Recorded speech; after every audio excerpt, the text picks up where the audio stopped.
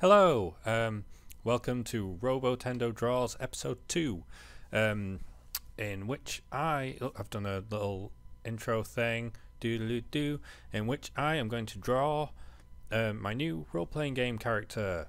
I've speeded it up this time because this is a lot more in-depth drawing than I did last time, and yeah, so it was like nearly an hour, maybe 40 minutes, something like that, which I thought might be A, too much of listening to me witter on, and B, just really boring. So like now you can pretend I've got superpowers and I actually draw this fast, like I can move my hand at that speed and think at this speed. So currently I'm penciling the outline of my guy, who I'll tell you about the game I'm playing. Actually, the game I am playing I play on a Tuesday night with some friends who I don't really get to see very often, because they live all over the UK. So there's people down in Birmingham and down south than Birmingham. I don't know, it's geography. Yeah, but we all get together on a Tuesday night, but about 7:30, and play using Roll20, which is a really it's got its issues, but it's a really good app for just getting together and being able to play stuff in disparate places. It's at roll20.net. It takes a little bit of faffing around getting used to setting up, especially if you're the GM, DM, story guide in the game I'm playing. And yeah, it's which I'm not the story guide, by the way. I did run D&D for 2 and a bit years, and I've run the odd one-shot or short campaign, but I just haven't had the headspace to be able to do it for a while. I really want to get back into that. But anyway, yeah, so I am playing Cthulutech, which is a very weird setting. Cthulhu pretty obviously is based around H.P. Lovecraft's mythos, and the Elder Gods and all weird people going crazy and stuff. The tech bit, I think it's a portmanteau. I think Cthulutech is like Robotech but with Cthulhu, because the other main influences it just liberally steals from is anime, and Robotech sort of Evangelion a hell of a lot.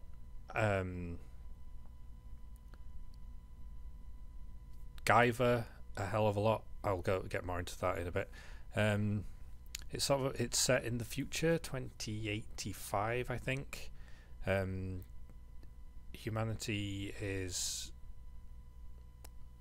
well, a lot of bad stuff's happened, a lot of good stuff happened, and they invented this thing called the D drive, and there's Arcanotech, which is magic and technology combined, and except people who were inventing it went mad and insane. And then there's an alien race called the Migu,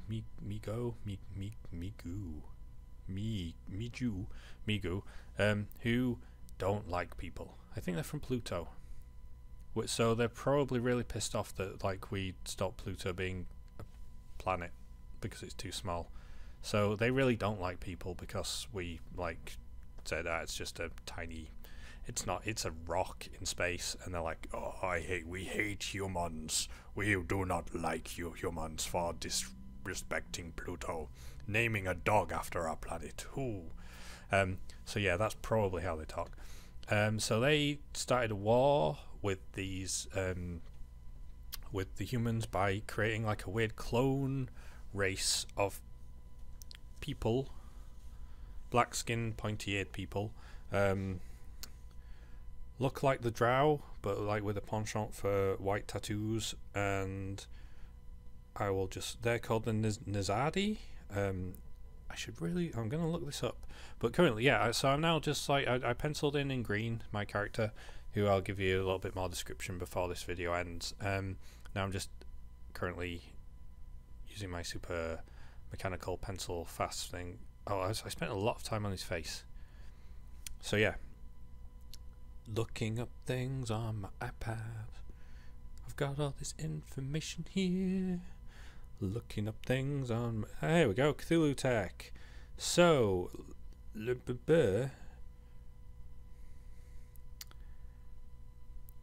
so yeah, the Nazadi, I'm pretty sure. Yeah, they like so they came and they were like fight in the war and against humans, and then they're like, hey, we've actually got more in common with humans than like with our people who created us. Let's be friends. So they were friends, and the Migu didn't like this, so they're like, we're gonna come and kill you in person. So that the Migu came, and meanwhile all this other crap's going on with cults and elder gods and fishmen and kidnapping women, something, I don't know, it's not a nice place. All the humans gathered together into the New Earth government, which is all like, yeah, we're super cool and we're gonna beat all these alien and crazy things, and they're actually losing, but they're like super propaganda-y and yeah, we can do it. And meanwhile, there is a massive like evil corporation called the Chrysalis Corporation who have cults. They've been infiltrated by the Children of Chaos, which is, they're not good, and they like can turn people into monsters using the rite of transfiguration, which turns them into Doanoids, which, if anyone has watched Guyver, may sound slightly familiar. Oh wow, this video's nearly done. It's going faster. So yeah, woo, doing some rubbing out, super fast. Yeah, so Doanoids, which are not Zoanoids from Guyver, but are Zoanoids from Guyver, the bad guys. They are being opposed by... Oh, I should really know this because this is who my guy's working for. The Elder Society, who are, instead of going to the New York government and are like going, hey, look, we're going to take out this cult, they're like ex-cult members who are like in secret, and they've created their own version of the Doanoids using a rite of something that's a lot more bonding type thing. It doesn't just turn someone into a monster, like they get to stay almost their own person, and they are called Tagers, and they are basically Guyvers, who fight the Doanoids. So we're playing in a game that's set around that sort of setting. My guy is a parapsychic who is someone who can do magic with his brain. He's a very, very, very cliche, stereotypical detective, private eye, and yeah, he is called Jim Deckard because, hey, yeah. Anyway, so I'm just inking him now, and the first session we played, he almost died because he's an alcoholic and he had a drink. He was about to take a drink of some poison brandy, which killed the first NPC we came across.